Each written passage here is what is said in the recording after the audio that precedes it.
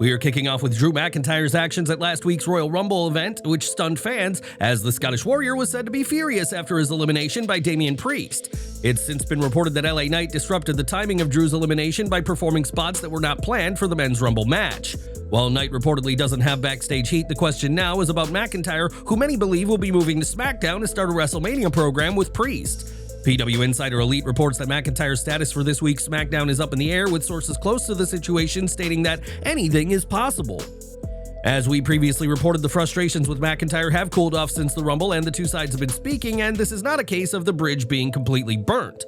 With that said, it remains to be seen if WWE will continue with plans for the Priest-McIntyre feud, as many feel Drew should be doing more at WrestleMania given all he did in 2024.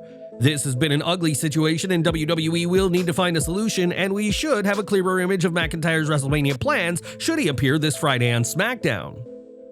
Ludwig Kaiser and Penta delivered a predictably action-packed match on Raw, culminating in another victory for the latter. The former AEW star even executed the sacrifice armbreaker on Ludwig before securing the pinfall, but WWE had more in store for the fans. Following the match, Pete Dunne made a surprise appearance, creating a distraction that allowed Ludwig to ambush Penta from behind. However, in a controversial moment, Kaiser went off script as he no-sold the armbreaker, immediately got back to his feet, and proceeded to lay out Penta as if the move had no effect. While the post-match attack was scripted, Kaiser was reportedly instructed to use his other hand while selling the pain from the armbreaker.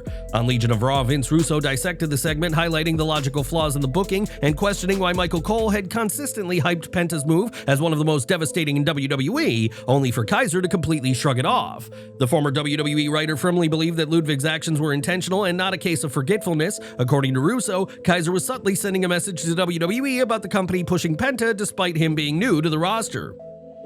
Cole's putting over the move, the armbreaker. Kaiser comes back, gets his heat back, walks all the way to the back, did not sell it at all. And I guarantee you this is what it is. Kaiser is looking at everything I've done, and I've done it like a pro, and I've made everybody shine, and now you're gonna bring this guy? Somebody's gonna tell me Kaiser forgot to sell? No, bro, no. We've seen Kaiser sell. Kaiser knows how to sell. This was Kaiser sending a message, and it killed Penta. Russo also pointed out that Kaiser even used the same arm that Penta had targeted, further downplaying the effectiveness of the move. The way Cole was putting that over, and bro, if you notice, when Kaiser came back on the offense, he was using that same arm. He was using that same arm, and he walked to the back, and that is all by design, guys, I promise you. Now, PW Torch previously reported in October 2024 that Kaiser has been unhappy with WWE's booking. For the past 2 years, he has consistently put over talent like Braun Breaker, Otis, R-Truth, Sami Zayn, Damian Priest, and others, while being relegated to Gunther's sidekick without receiving a significant push of his own. Apart from his brief run with Sheamus, Kaiser has yet to get a real opportunity to shine. At this point, it's clear he is frustrated with his position, and WWE's creative team continues to view him as a jobber rather than a serious contender. Reports suggest that Triple H and Bruce Prichard were unhappy backstage with Kaiser's decision to go off script and have since warned him about his actions. While details remain scarce, speculation is growing about potential consequences. Given that Triple H doesn't see Kaiser on the same level as other rising stars, could this backlash lead to WWE taking harsh measures, perhaps even pulling him from TV, or worse, releasing him altogether? What do you think? Was Ludwig Kaiser making a statement, or was it just a lapse in selling? Should WWE finally give him a push, or is he destined to remain a background player? Drop your thoughts in the comments. Alexa Bliss made her return to WWE as part of the 2025 Women's Royal Rumble match, and now the former women's champion is heading to SmackDown. Originally, Bliss was supposed to be on Raw, but discussions involving Bruce Prichard and Triple H have led to WWE making the switch and putting her on the Blue brand. PW Insider adds that creative pitches for Bliss to be on SmackDown had gained traction, and now WWE is 100% moving forward with this plan. Now that she's on SmackDown, the question is what's next for Bliss and whether WWE will finally pull the trigger on her connection to the Wyatt Six, or will she carve her own path? Many are predicting the former, especially as Bliss's updated Lily doll has the number 6 in its eye, fueling speculation that she's destined to align with Uncle Howdy's faction. However, her involvement seems to hinge on Bo Dallas, who is recovering from a lingering shoulder injury, and plans for the group appear to have been put on hold until he's back. If Dallas gets cleared for action, then Bliss joining the group, where she'll likely play a key role in its resurrection, could finally become a reality. But why else could Bliss be moving to SmackDown? Well, for one reason, the Blue brand is in need of more high-profile women to fill out its roster. Ever since Raw's move to Netflix, WWE has put a lot of its top names on the Red brand, including Bayley, who has moved to Raw as part of the recent transfer window. While the men's roster on SmackDown has depth, the women's division seemingly has nobody outside of Tiffany Stratton, Nia Jax, and a small handful of others. Adding both Charlotte Flair and Alexa Bliss to the brand therefore makes sense, and with WrestleMania nearing, WWE needs some big names on SmackDown to build towards matches. Speaking of WrestleMania, fans are excited for Bliss to compete this April after missing the past 2 years of the event, and a move to SmackDown could set up her plans for Las Vegas. Recently, Dominic Mysterio was seen speaking with Nick Aldis, and if Dom can get Liv Morgan moved to the blue brand, then she and Bliss could have a barn burner feud on Friday nights. This feud could set up a major match at WrestleMania, and with Liv eliminating Bliss from the Rumble, it appears the seeds are already being sown for a program between the two. Do you think Alexa Bliss should join the Wyatt Six on SmackDown, or should WWE take her in a different direction? Please share your thoughts and feedback in the comments section below.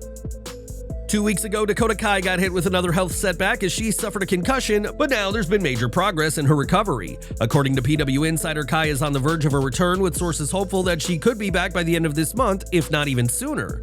Shortly after reports surfaced of a comeback, Kai shared on her Instagram stories that she appreciates the support fans have shown her, saying it helps her get through hard times. Kai added that she feels good, another sign of an imminent return, and fans will be excited to see her back after a rough landing off a missile dropkick in a tag match last month. This setback kept her out of the Women's Rumble match, but now Kai is set to return soon, and fans will have to see what's next for the Damage Control member once she's back on TV. Over to AEW Dynamite as Renee Paquette attempted to get words from Jay White in the parking lot, but before she could, the Death Riders arrived. Their presence was quickly followed by Rated FTR, igniting a chaotic brawl to kick off the show, and Marina Shafir picked up Paquette and carried her away from the chaos. The fight spilled into the ring where the faces stood tall, and Cope again challenged Jon Moxley for the AEW World Championship at Revolution, but the champion declined. Jay White set up a different challenge for Grand Slam, Cope and White versus Moxley and Claudio Castagnoli in a Brisbane brawl, at which the Death Riders were happy to accept. While Kenny Omega and Will Ospreay versus the Don Callis family delivered a stronger show-opening brawl a few weeks ago, this format remains an effective way to start AEW Dynamite. Rated FTR is the most formidable alliance to confront the Death Riders, and the Atlanta crowd were electric from the start, but especially allied behind Cope. Cope has been positioned as the most legitimate threat to Jon Moxley if he isn't the one to capture the world title, but the most intriguing element in this story remains the Switchblade. His uneasy alliance with Rated FTR has stemmed from necessity as he awaits the return of the Guns and Juice Robinson, and his partnership could lead to a future title shot after Revolution. It could also end with White betraying Cope when the moment is right, setting up a feud between two of AEW's highest profile names.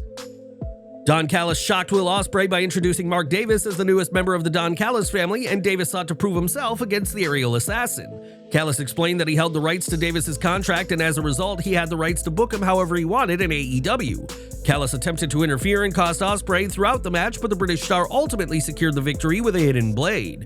Post-match, Kenny Omega arrived and promised the hot Atlanta crowd victory at Grand Slam when he and Ospreay faced Kyle Fletcher and Konosuke Takeshita. Not only that, but Omega advised Davis to contest his contract, warning that this alliance with Callis would only come back to hurt him in the end. While the match itself was solid, the execution of Davis's heel turn felt awkward, as prior to this, there had been no hint of contractual issues. Had he debuted as part of Aussie Open, or had AEW hinted at issues with his contract, this reveal would have made much more sense rather than coming out of the blue. Instead, Davis had fought against Callis for weeks with no repercussions, only to disappear from television and now suddenly resurface in this role alongside Don. This angle could elevate Davis, much like Fletcher's storyline with Callis did, but the way it unfolded will likely be criticized by fans long after this angle. Even on Dynamite, Davis vanished immediately after his loss, shifting focus to Callis, Fletcher, and Takeshita, and hopefully we see more between Fletcher and Davis moving forward. Last July, Tyler Bate suffered a torn pectoral and tendon during an episode of NXT that has kept the big strong boy out of action ever since, but fans won't have to miss him for much longer. PW Insider has learned that Bate has been cleared to compete and is set to rejoin the Raw brand, with the February 24th episode being cited as the most likely date for his comeback. A lot has changed since Bate's injury, including Pete Dunne turning heel, raising questions as to what's to come for the New Catch Republic once Bate is back on our screens. This April, Triple H will be inducted into the WWE Hall of Fame for his work as a singles star, and The Undertaker knows just the man to induct the game. On Busted Open Radio, the Phenom argued that it has to be Shawn Michaels, and when it comes to options, there's certainly few better than Triple H's best friend and DX ally. Since last year, NXT and TNA Wrestling have both seen several wrestlers cross the line, but one high-profile TNA name fans didn't see in WWE's silver brand is Josh Alexander. Speaking on Straight Talk Wrestling, the former world champion revealed that he was supposed to appear on NXT TV at one point before plans ultimately fell through. Alexander acknowledged that there were plenty of potential stories, including reuniting the North with Ethan Page for one night only, or perhaps a one-on-one showdown with Page. Unfortunately, the timing for an appearance never lined up, meaning fans never saw him in NXT, and Alexander will be leaving TNA on February 15th when his contract expires. In theory, there's still time for the Walking Weapon to appear for NXT as a TNA star, but it's more likely that if he ever does appear in NXT, it'll be as a free agent in wrestling. Nevertheless, the multi-year partnership between WWE and TNA will provide plenty of crossovers, but it just wasn't meant to be for Josh Alexander.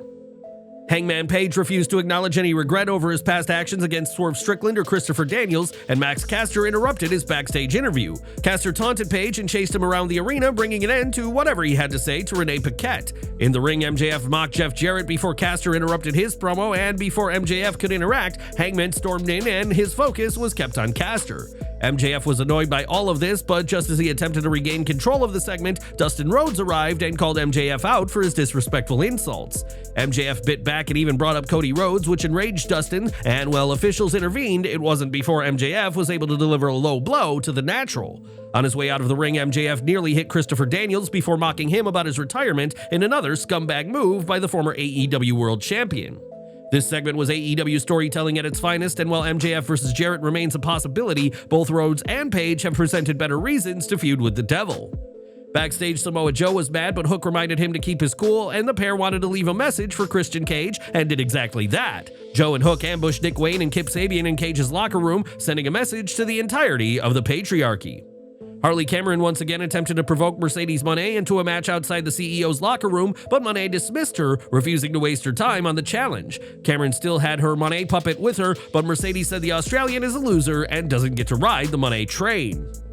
In the first live New York Minute, Chris Jericho put a $200,000 bounty on Bandito to Brian Keith ahead of their showdown on Collision. Powerhouse Hobbs arrived, followed by the Outrunners, which kicked off a brawl that ended with Hobbs and Big Bill's fight breaking the feed. After this break, security were able to eject the learning tree from the arena, leaving fans to wonder if Keith will earn the bounty by beating Bandito later this week. Ricochet wasted no time as he ambushed Swerve Strickland with a steel chair during his entrance, and while the mogul insisted the match begin, he was forced to fight from behind. Ricochet countered a second Swerve stomped with a well-timed defensive chop that landed low, and this allowed for him to set up a spirit gun, sealing the victory for the one and only. After the match, Prince Nana rushed to check on Swerve, but Ricochet took him out as well before stealing Nana's robe and standing tall in style. If there was any doubt about how much this match meant to both men, they erased it in an intense physical battle, which is already one of the best matches of the year. The timing of this first true clash between the two couldn't have been more perfect, and it capitalized on a red-hot crowd to elevate this rivalry. On paper, this might have seemed like an athletic showcase, but the story demanded a grittier, more punishing style, and both men were able to deliver that in spades. Swerve was able to bring Ricochet into his more violent world, making every strike and sequence of the match feel like a genuine beef between the two. The finish protected Swerve without diminishing Ricochet, who secures another key victory on his path to being among the top-tier names in AEW. Now, Seth Rollins was supposed to be a part of Captain America: Brave New World, but when the final cut of the film was locked in, the Visionary was conspicuous by his absence. Now, director Julius Ona has explained why Rollins' role was scrapped, and it stems from reworking the presence of the villainous Serpent Society from the film. Speaking with Comic Books' Chris Killian, Ona made it clear that Rollins didn't do anything to cause his role to be cut, but it was about the film having the right tone. He said, "When you're taking characters like Serpent Society from publishing, who, as you know, are individuals dressed up as snakes and have snake-adjacent powers, you're always iterating and trying to figure out the version that totally works best in a movie like this." The film evolved, and therefore so did the cast, and when Breaking Bad's Giancarlo Esposito became available, Ona said it was a no-brainer to bring him in. He said, "I love Seth. Seth's incredible, but as we were evolving and we knew we had an additional photography period, just one we did early on in the process that's planned, we were trying to figure out, hey, who's somebody that can bring a very specific kind of gravitas that works with this tone?" It's certainly disappointing for Rollins, who ironically isn't the first family member cut from Marvel, as a post-credit scene for The Eternals with Becky Lynch was also scrapped. Despite this setback, it doesn't mean Seth's Hollywood ambitions are over, as with this larger-than-life presence on TV, it may be a matter of time before he lands another big role. Would you have liked to see Seth Rollins in Captain America: Brave New World, or do you think Giancarlo Esposito was a better fit? Drop your thoughts in the comments. Back to AEW Dynamite, and alongside Bobby Lashley and Shelton Benjamin, MVP issued a warning and open invitation to the AEW Tag Team division, and even MVP seemed surprised by the loud "We Hurt People" chants. Austin and Colton Gunn returned to challenge the Hurt Syndicate to a match next week, and the faction responded mockingly by bringing back the Gunns' Ass Boys moniker. However, Austin and Colton embraced the name, and inserting themselves into a program with one of AEW's hottest new factions is a big spot for the returning duo. The Gunns can provide the Hurt Syndicate with a solid first title defense while also staying active while Jay White remains entangled with the Death Riders. Hopefully Bullet Club Gold will reunite when the time is right, but until then, all members, with the exception of Robinson, will have plenty to do. While this segment with the Hurt Syndicate means they are likely to lose their comeback match, it also saves the Gunns from having to work their way up with filler bouts only to lose anyway. In tag team action, Konosuke Takeshita and Kyle Fletcher battled the Hounds of Hell, who dominated early on with their superior cohesion and teamwork. This forced the Don Callis family on the defensive, though when Kazuchika Okada's music hit, it distracted Buddy Matthews and shifted the momentum. Takeshita and Fletcher capitalized and isolated Brody King, hitting an assisted brainbuster to barely secure the win in what was a phenomenal bout. The Hounds of Hell, especially King, looked like monsters despite the loss, with Callis' family needing every trick in the book to survive. This was a match AEW could easily revisit and gives Takeshita and Fletcher momentum ahead of Grand Slam and their clash with Ospreay and Omega. Speaking of Grand Slam, AEW officially confirmed Okada vs. Matthews for the Continental Championship, as the Australian hopes to win his first singles AEW title in his homeland. Justin Roberts introduced Timeless Toni Storm as playing the role of the glamour Mariah May for the night, and Storm arrived in May's gear and mimicked her mannerisms perfectly. May, the real one that is, was on commentary and visibly unimpressed by this performance, and Serena Deeb was also spotted watching the action closely.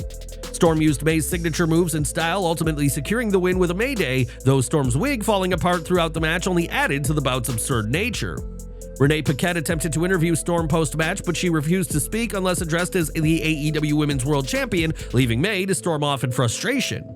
This wasn't Storm's strongest in-ring performance. Her commitment to the gimmick made the match work, and the commentary's reaction and May added plenty to this performance. May vs. Storm is quickly becoming one of AEW's best women's feud of all time, and fans can't count out Storm taking back her title at Grand Slam Australia this month. And that was this week's AEW Dynamite, and what did you make of the show? Let us know your thoughts on the episode down in the comments section. And we're ending with AEW, and while the upcoming Grand Slam event in Australia had been promoted as a huge stadium-sized event, it will instead be a TV taping in a much smaller venue. On Reddit, several fans set to attend the show shared their frustrations, with many taking issue with how much they'd spent on what they'd been told would be a massive event. One fan said they wouldn't be mad if the event got cancelled, as though they'd like to see AEW live, they'd appreciate getting back the money they spent when it was a stadium show. AEW has seen major success with their events in the UK, but that hasn't translated to Australia, and with fans swearing off paying for another AEW event, this show hasn't gone down well at all.